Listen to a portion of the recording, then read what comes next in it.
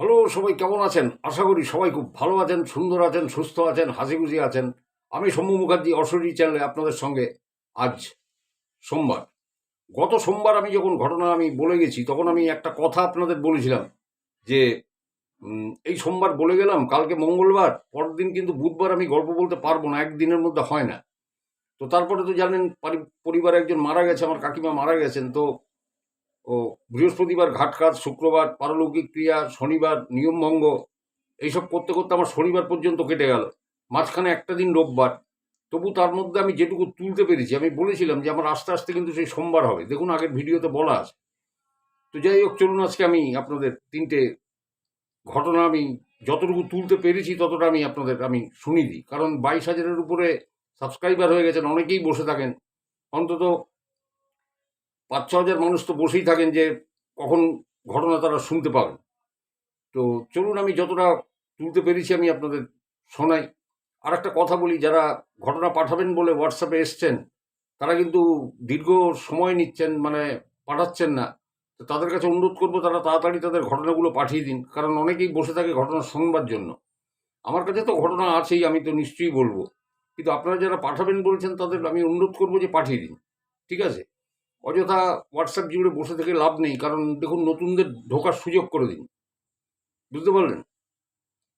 তো চলুন আমি প্রথমে ঘটনা আপনাদের শোনাই। প্রথম ঘটনাটা অভিজিৎ ভট্টাচার্য আমাকে পাঠিয়েছে গড়িয়া থেকে। অভিজিৎ বলছে, অভিজিৎদের পৈতৃক যে বাড়িটা, সে পৈতৃক বাড়ি এবং মামার বাড়ি সবই বর্ধমানে, মানে দেশের বাড়ি।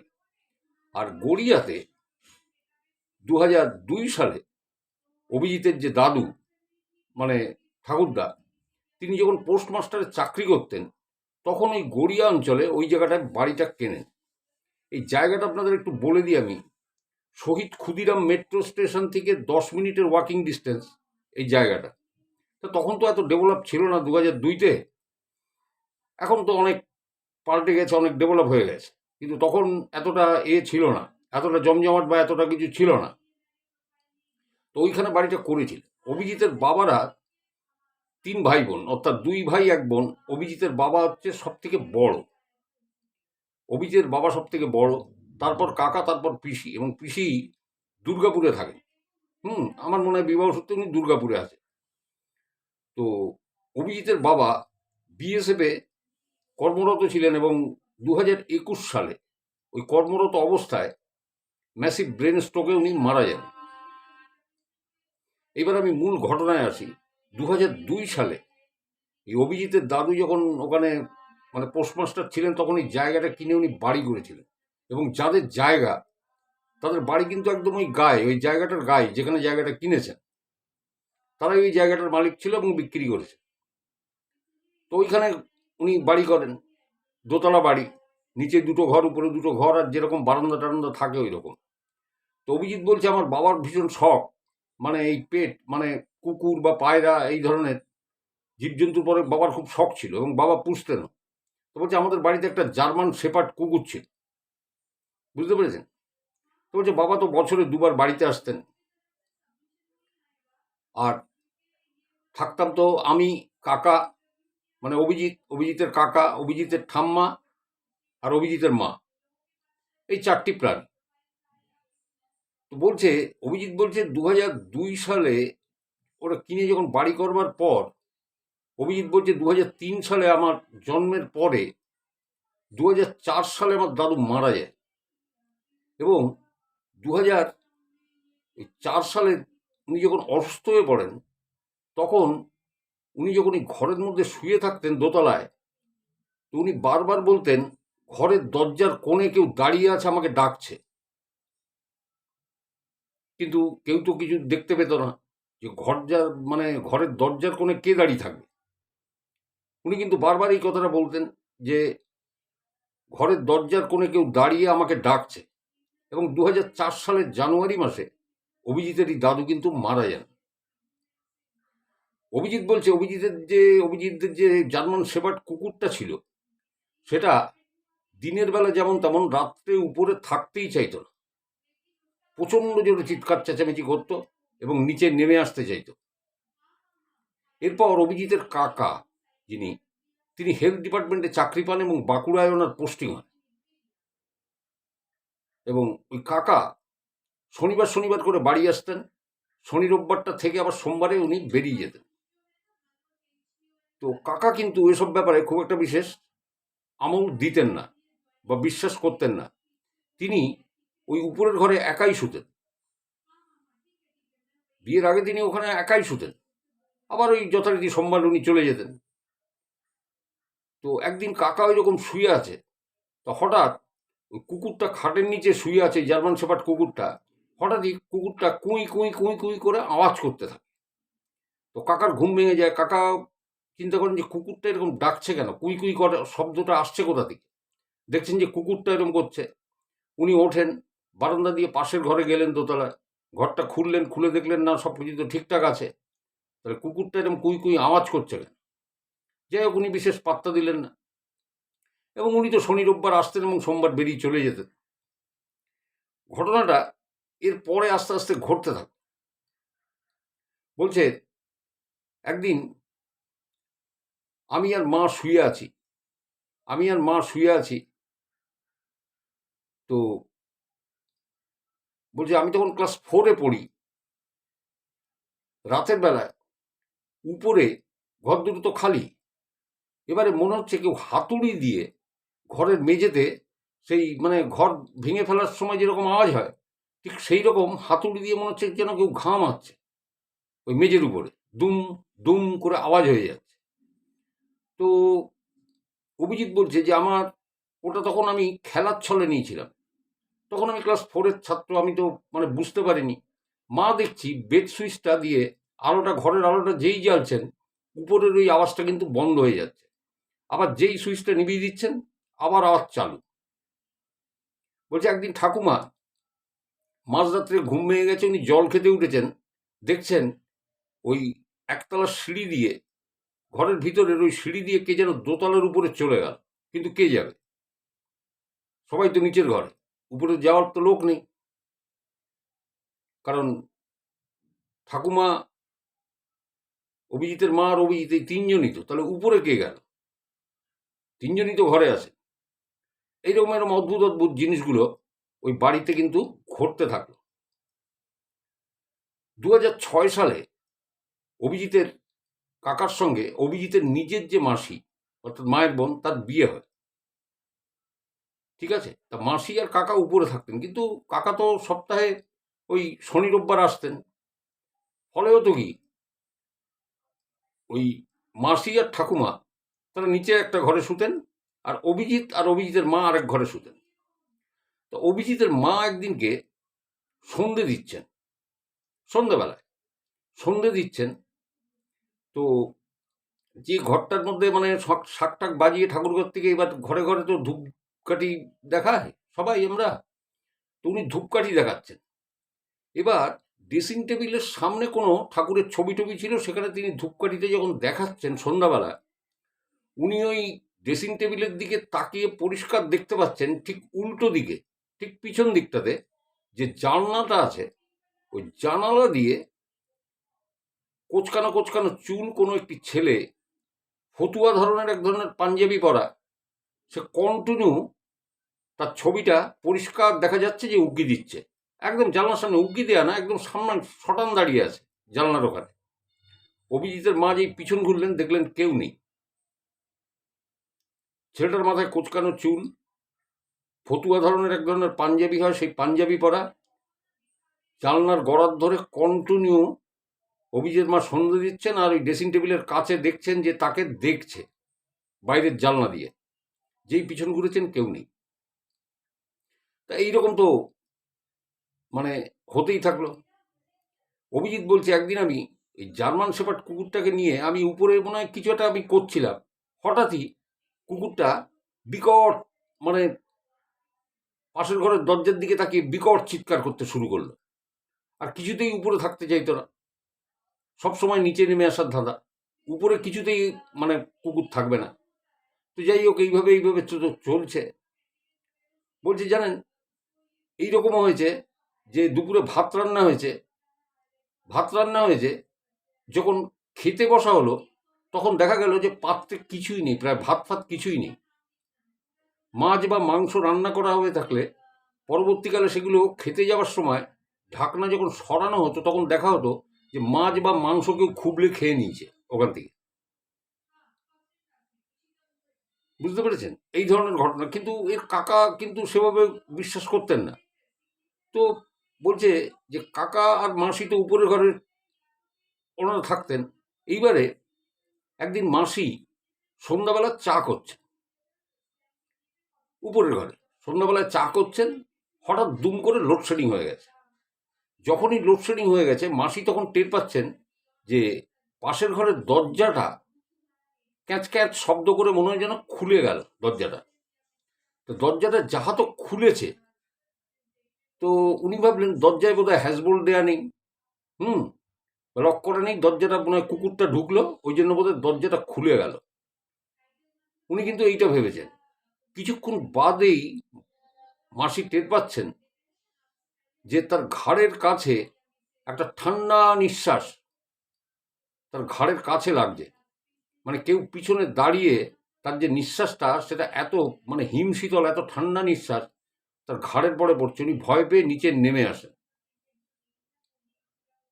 একদিন ওই মাসি আর কাকা দুজন শুয়ে আছেন উপরের ঘরে, হঠাৎই মনে হচ্ছে দরজায় কেউ নখের আঁচড় দিচ্ছে, নখের আঁচড়, এবং খসখস খসখস করে মানে ঘরের মধ্যে দিয়ে হেঁটে চলার যে শব্দ, সেই শব্দ হচ্ছে। ওনার কাকা তাড়াতাড়ি ওঠেন, অভিজিতের কাকা ওঠেন, উঠে দেখছেন যে না, কোথাও কিছু না। পাশের ঘরের দরজাটা যখন খুলেছেন, ওই ঘরটায় কেউ থাকে না, যখন দরজাটা খুলেছেন তখন দেখছেন যে ঘরের মধ্যে তাণ্ডব চালিয়েছে, সমস্ত কিছু লণ্ডভণ্ড ঘরের মধ্যে। মনে হচ্ছে ঘরটায় কিছুক্ষণ আগে তাণ্ডব চলেছে। ঠিক এইরকম এরকম ব্যাপার হতে থাকলো। এবং তখন অভিজিতের কাকা সকালবেলা একদিন বললেন যে না, এইভাবে আর থাকা যাচ্ছে না, এর একটা কিছু বিধি ব্যবস্থা করতে হবে, এইভাবে আর থাকা যাচ্ছে না, কিছু একটা বিধি ব্যবস্থা করতে হবে। অভিজিৎ বলছে যে অভিজিতের মানে প্রতিবেশী যারা আছেন, যে মহিলারা, তারা অভিজিতের মাকে মাঝে মধ্যে বলেন যে আচ্ছা, তোমাদের ঘরে মানে কোনার দিকের, ওই যে দোতলায় কোনার দিকের ঘরে জানলায় কে বসে থাকে রাতের বেলায়? আরে ভাই, জানলায় বসে থাকার তো লোক নেই, মিডনাইটের পরে কে থাকবে? কারণ কাকা বাঁকুড়া চলে গেলে মাসি ঠাকুমার সাথে নিচেই ঘুমায়, আর আমি আর মা নিচের ঘরে আলাদা একটা ঘরে ঘুমাই। তাহলে উপরের জানলার ঘরে কে বসে থাকবে? ঠিক এইরকম ভয়ঙ্কর ভয়ঙ্কর ঘটনা কিন্তু ঘটতে লাগলো। অভিজিতের মা তার উত্তর দিতে পারেন না।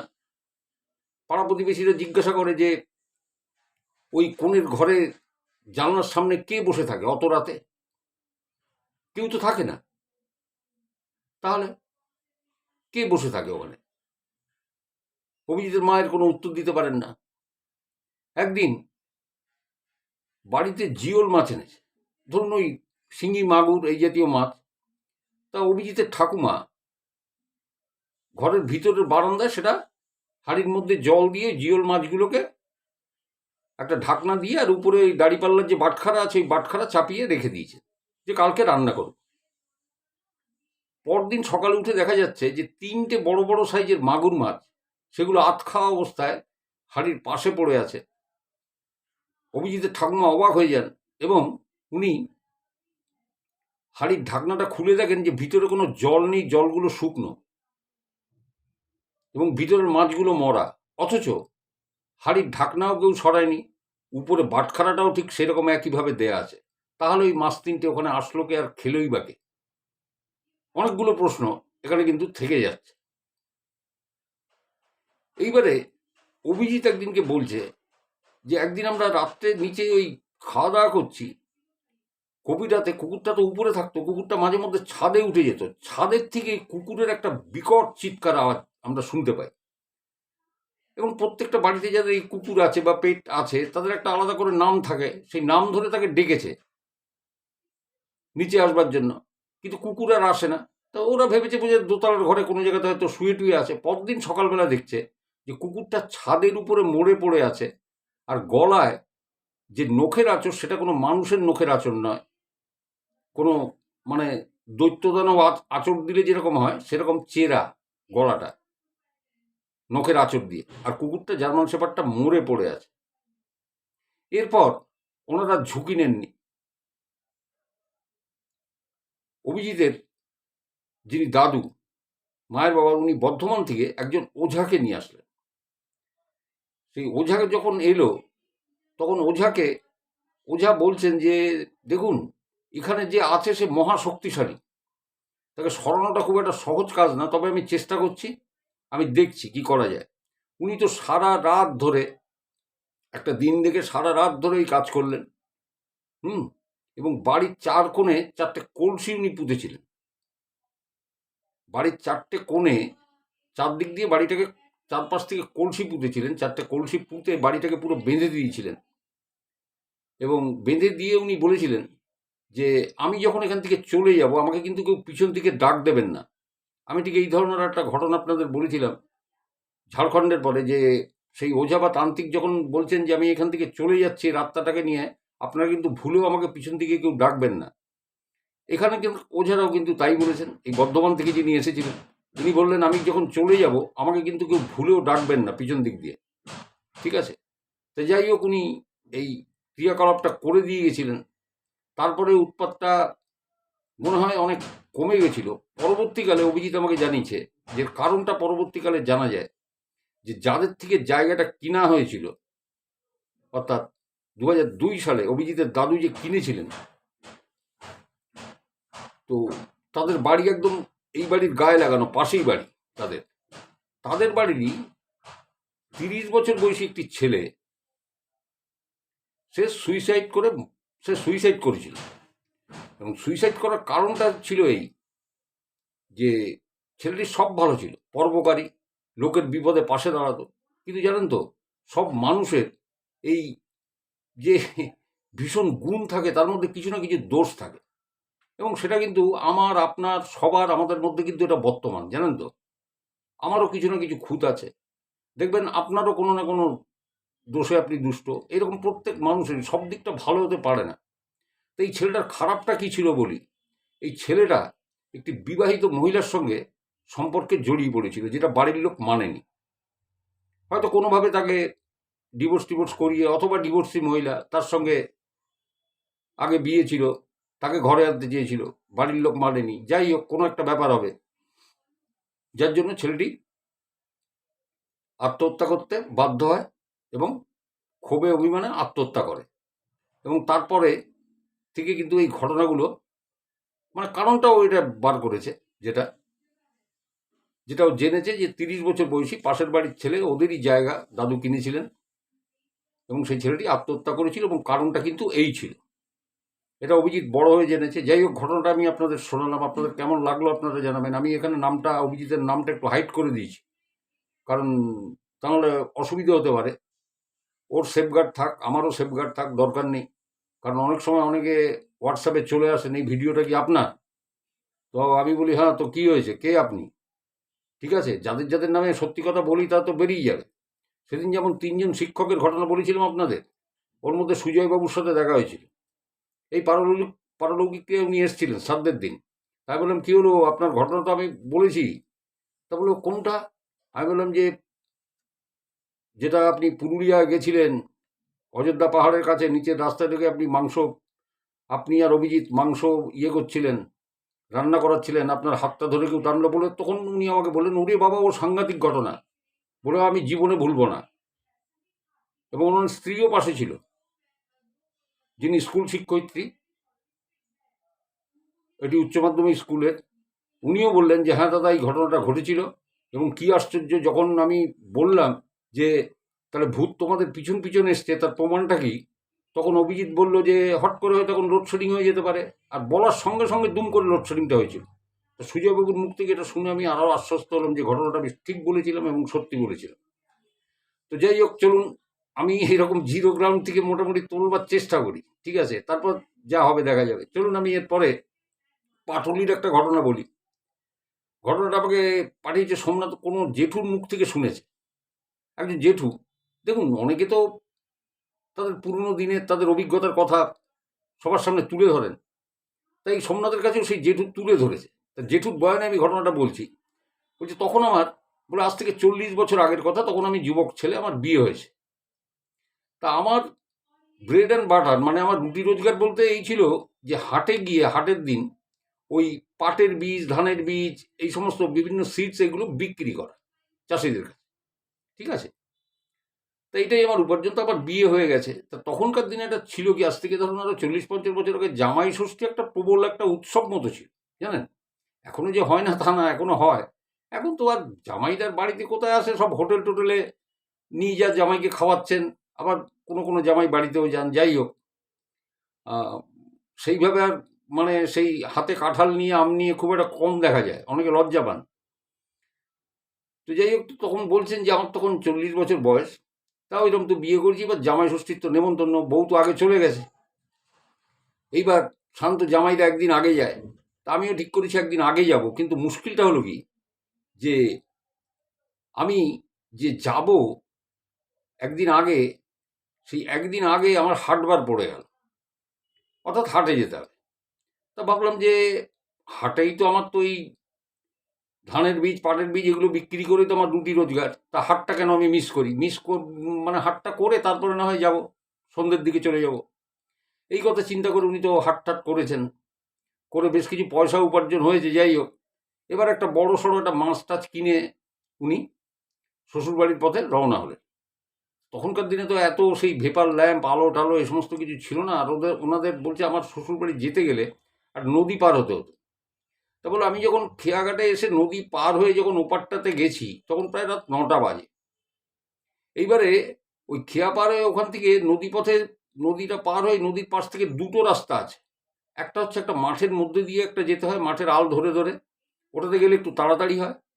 আর ওই নদীর ধার দিয়ে গেলে পরে একটা শ্মশান আছে, যেখানে দাহ টাহ করা হয়। ওখানে কয়েকটা চিতা খোঁড়া আছে।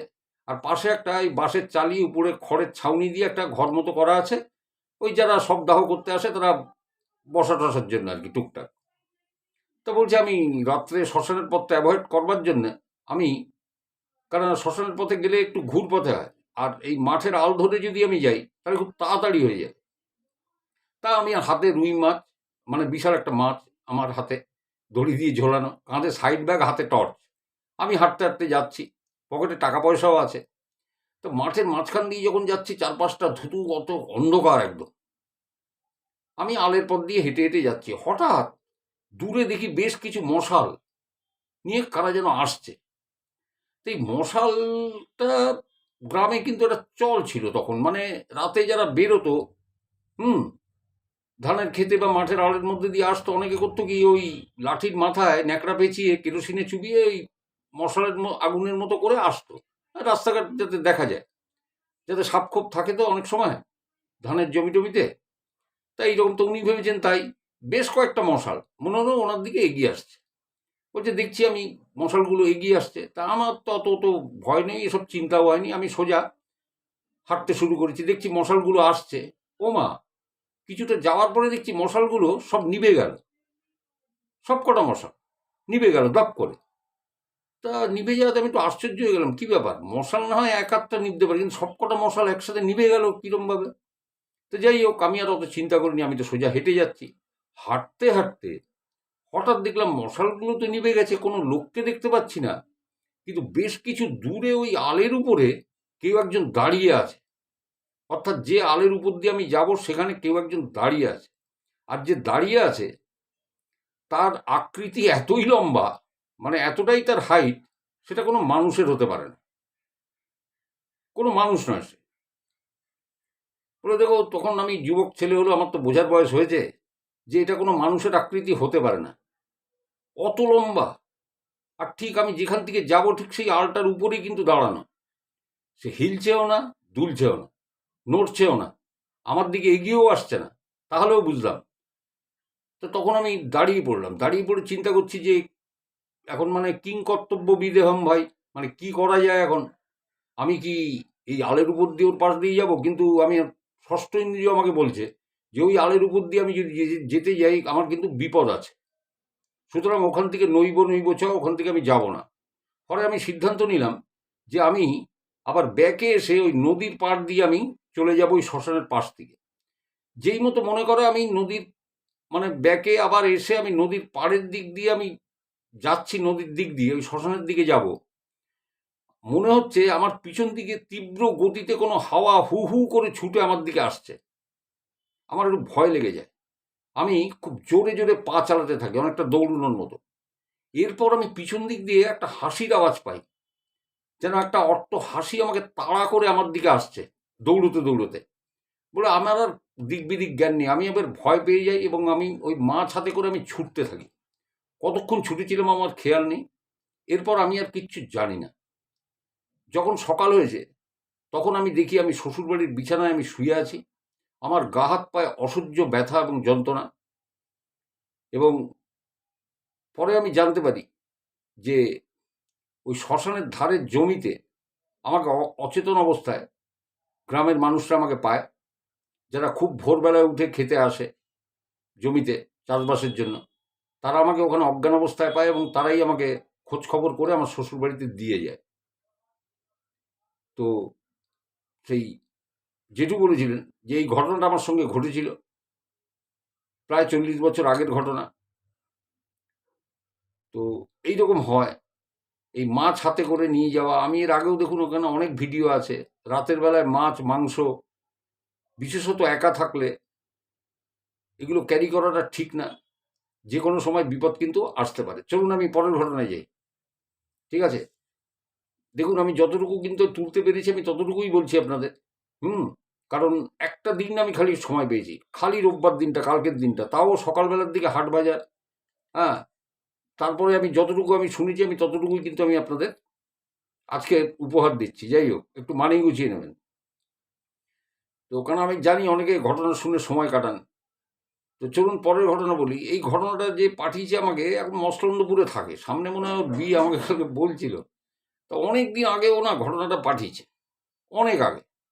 তা আমি দেখুন কিছু কিছু ঘটনা আছে না আমি হাতে রাখি রাখি বলতে মানে কীরকম জানেন তো, যে এটা এই সেটের সাথে বলবো, এটা এই ঘটনাটা এই সেটের সাথে বলবো, এই 3টে ঘটনার সাথে এই ঘটনাটাকে জুড়ে দেবো। আমি ঠিক এইরকমভাবে সেট করি। তো যাই হোক, আজকে ওর ঘটনাটা আমি সিলেক্ট করেছি, কালকে ওকে হোয়াটসঅ্যাপে জানিয়েছি যে কালকে তোমার ঘটনা কিন্তু আমি বলবো।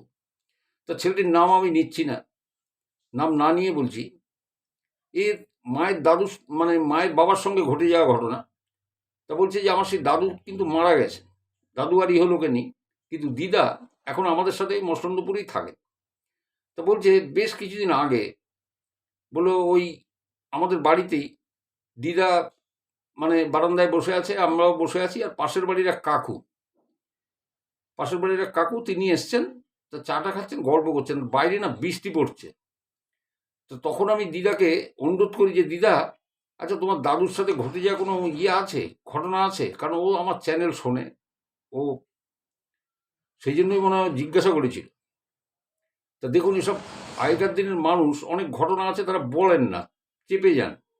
তাহলে তো দিদা কবেই ওকে বলতেন যে তোর দাদুর সাথে এই ঘটেছিল। যখন বলেছে তখন বলছে যে হ্যাঁ, তোর দাদুর সাথে একটা ঘটনা এইরকম আছে। ঘটনাটা হলো, আপনাদের বলি, আপনারা নিউ ব্যারাকপুর সবাই চেনেন, নিউ ব্যারাকপুর। এবারে এই নিউ ব্যারাকপুরে ঘটনাটা হলো খড়ের মাঠ বলে কিছু আছে। দেখুন, নিউ ব্যারাকপুরে যদি কেউ থাকেন আমাকে জানাবেন। খড়ের মাঠ, নিউ ব্যারাকপুরে জোড়া পুকুর একটা আছে আমি জানি, কারণ আমি বেশ কিছু অনেক বছর আগে, তখন আমি কত ওই বোধহয় 80-র দশকে আমি একবার গেছিলাম ওই জোড়া পুকুরের ওখানে। তো খড়ের মাঠ বা আর কিছু কিন্তু আমি নাম শুনিনি। আপনারা যারা আছেন তারা বলবেন যদি কেউ থাকে নিউ ব্যারাকপুরে খড়ের মাঠ আছে কিনা। খড়ের মাঠের ওখানে ঘটনাটা, তাই এই দাদুর একটা ব্যবসা ছিল, দাদু ব্যবসায়ী ছিল, কিন্তু ব্যবসাটা বাড়ি থেকে উনি করতেন। তো ও আমাকে বলছে যে ব্যবসাটা কি ছিল আমি সেটা বলবো না, তাহলে অনেকে চিনে যাবে। তার মানে ভালো কোনো ব্যবসা উনি করতেন। যাই হোক, অনেকে চিনতেন ওর দাদুকে। তো বলছে যে ওখানে একটা ঝিল আছে, নাম হচ্ছে মন্টুর ঝিল। দেখুন, এই গ্রামে কোনো ঝিল আছে বা ছিল আমাকে জানাবেন। কারণ আমি ঘটনাগুলো তো আমি সবসময় আপনাদের বলি যে আমি যখন ঘটনাগুলো বলি ওগুলো সত্য ঘটে যাওয়া ঘটনা। তো সেই জন্য আপনাদের আমি জিজ্ঞাসা করি যে আছে এরকম মন্টুর ঝিল, বা এখন যদি থাকে তাহলে আমাকে জানাবেন। তো ও তখন বলছে যে এই মন্টুর ঝিল এটা 80-র দশকের ঘটনা। বলে তখন ওই মন্টুর ঝিল খুব ছিল, মানে বিশাল বড় ঝিল, আর দুপাশ থেকে মানে সেই জঙ্গল জঙ্গল মতো ছিল। হ্যাঁ, আর ওই ঝিলে অনেকেই মাছ ধরতো, কেউ ছিপ ফেলে, কেউ খ্যাপলা জাল ফেলে, এরকম মাছ ধরতো। বলে আমার দাদুর মাছ ধরার খুব নেশা ছিল। একটা ছোট ডিঙি মতো ছিল দাদুর। ওই ডিঙিটা নিয়ে মাঝে মধ্যে দাদু অফ টাইমে বেরিয়ে যেত মাছ ধরতে, ওই মন্টুর ঝিলে যেত। আর দাদু মাছ ধরতে যেত যেত একদম মানে মন্টুর ঝিলের মাঝখান অবধি চলে যেত, ওখানে গিয়ে জাল ফেলতে ফেলতে ফেলতে ফেলতে যেত। এইরকম একদিন দুপুরবেলায় ওই দাদু ওই মন্টুর ঝিলে ওই ডিঙিটা নিয়ে মাছ ধরতে গেছে, একদম মাঝখানে চলে গেছে, আর জাল ফেলে ফেলে ফেলে ফেলে ফেলে ফেলে ফেলে ফেলে এসছে। এবারে দুপুরবেলায় গেছে তো, এবার কখন একটু চোখ টোক লেগে গেছে, হঠাৎ দেখছেন যখন নাকি মানে ওনার নিদ্রাটা ভেঙেছে, তখন দেখছেন যে আরে এ তো মানে সন্ধে হয়ে আসছে আস্তে আস্তে। সন্ধে মানে সেরকম অন্ধকার সেরকম নামেনি, যে ঘোর অন্ধকার হয়ে গেছে সেরকমও না, কিন্তু একদম মানে পড়ন্ত বিকেল, মানে আরেকটু হলেই মানে অন্ধকারটা মানে গ্রাস করবে। তবুও খুব দূর থেকে কোনো লোকজন বা কিছু যাচ্ছে আসছে সেটা কিন্তু বোঝা যাবে। তো উনি তখন জালটা তুলতে শুরু করেন, তাই এইভাবে উঁচু হয়ে নিচু হয়ে জাল এরম এরম এরম করে উনি গোটাচ্ছেন। হ্যাঁ, কি কি মাছ পড়লো না পড়লো এবার দেখবে। জালটা তুলতে তুলতে তুলতে তুলতে উনি যখন যাচ্ছেন, উনি একটা লক্ষ্য করছেন যে জালের বিপরীত দিকে জালের বিপরীত দিকে কেউ একজন, একটা ছায়ামূর্তি মতো, সে বিপরীত দিকে ঠিক ওইরকম উঁচু হচ্ছে নিচু হচ্ছে, উঁচু হচ্ছে নিচু হচ্ছে, মানে মনে হচ্ছে সেও যেন জাল ফেলেছে, জালটা এরকম তুলছে আবার উঠছে, জালটা এরকম তুলছে আবার উঠছে, ঠিক এইরকম মনে হচ্ছে। তো উনি ভাবলেন বোধহয় যে কেউ হয়তো মানে আর কেউ হয়তো, সেও হয়তো জাল টানছে। কিন্তু যত ক্লোজ হচ্ছে ওটা, উনি যখন ওর কাছাকাছি যখন আসছেন, তখন দেখছেন যে না, এ তো জাল না, জাল তুলছে না, এ তো অন্য কেউ। এ তো ছায়াটা খুব মানে বিশাল মোটা একটা ছায়া, সেটা কাছে আসছে। যখন আরো কাছে এসেছেন, তখন উনি লক্ষ্য করলেন যে না, এ তো না, এ তো ছায়া না, এ তো কোনো মানুষ। তারপরে ক্রমশ যখন আরেকটু কাছে, তখন দেখছেন এক মহিলা, তার চুলগুলো পুরো সামনের দিকে আর পিছন দিক পর্যন্ত পুরো গোল, তার মুখ দেখা যাচ্ছে না, এবং সে উঁচু আর নিচু হচ্ছে, মানে ওই জাল থেকে মাছ তুলছে আর খাচ্ছে, আবার নিচু হচ্ছে, আবার জাল থেকে মাছ তুলছে আর খাচ্ছে। এই দৃশ্যটা যখন উনি দেখেছেন, আর মহিলার কোমর পর্যন্ত দেখা যাচ্ছে, চুলটা একদম কোমর পর্যন্ত, মুখটুক বোঝা যাচ্ছে না, আর মহিলার এই কোমর পর্যন্ত বোঝা যাচ্ছে, মনে হচ্ছে যেন মেঘের মধ্যে যেমন কোনো কিছু ভেসে থাকলে যেরকম হয়, ঠিক সেই রকম মনে হচ্ছে যেন ভেসে আছে। উনি বুঝতে পেরে গেছেন, উনি করেছেন কি, সেকেলের মানুষ তো, আগেকার দিনের মানুষ, ওনার ওই ডিঙিতে দা থাকতো, লোহার দা, আর এই থাকতো ছোবা, নারকলের ছোবা। উনি তাড়াতাড়ি একটা টিনের মধ্যেই নারকলের ছোবায় দেশলাই দিয়ে আগুন দিয়ে দিয়েছে ওই নারকলের ছোবাতে। আর ওই নৌকার হালটা মানে যে দাঁড়টা, ওটাকে তুলে ওই সেই মূর্তিটাকে বলছেন, তুই আয়, তোকে এর মাথায় এই দিয়ে বাড়ি দেবো, তুই আয়, তোকে মাথায় এই দিয়ে বাড়ি দেবো, বাড়ি দিয়ে এখানেই শেষ করে দেবো। হ্যাঁ, সেই মূর্তি তো এক জায়গায় এবার রয়ে গেছে। উনি করেছেন কি, এক হাতে দা ধরা আর এক হাতে ওই দাঁত টানতে টানতে টানতে টানতে পাড়ের কাছে চলে এসছে, মানে কোনো রকমের জীবনে রক্ষা পেয়ে গেছে, কোনো রকম ভাবে রক্ষা পেয়ে গেছে। এইবারে ওই জাল টেনে যে কটা মাছটা ছুটেছিল, উনি করলেন কি, আগেকার দিনের মানুষ, সচেতন মানুষ, উনি বুঝতে পেরেছিলেন, উনি ওটা ফেলে দিলেন মাছগুলো, উনি আর নিলেন না মাছগুলো, এবং বাড়িতে ফিরে ও দিদিমাকে সমস্ত কিছু জানিয়েছিলেন, এই ছেলেটির দিদিমাকে। আমি ছেলেটির নামটা জানি, আমি বললাম না বিশেষ কারণবশত। তো ওই দিদিমাকে তখন বললেন যে এইরম এরম আমার সাথে হয়েছে। হ্যাঁ, তো দিদিমা এই ঘটনাটা তার নাতিকে শুনিয়েছিলেন সেদিন, বেশ কিছুদিন আগে। এক মানে বৃষ্টি পড়ছিল, পাশের বাড়ির এক কাকু ছিল, ও ছিল, তখন দিদিমার কাছে আবদার করে যে দাদুর সাথে কোনো এরম ঘটনা ঘটেছিল কিনা, দাদু তো নাকি শুনেছি মাছ ধরতে যেত।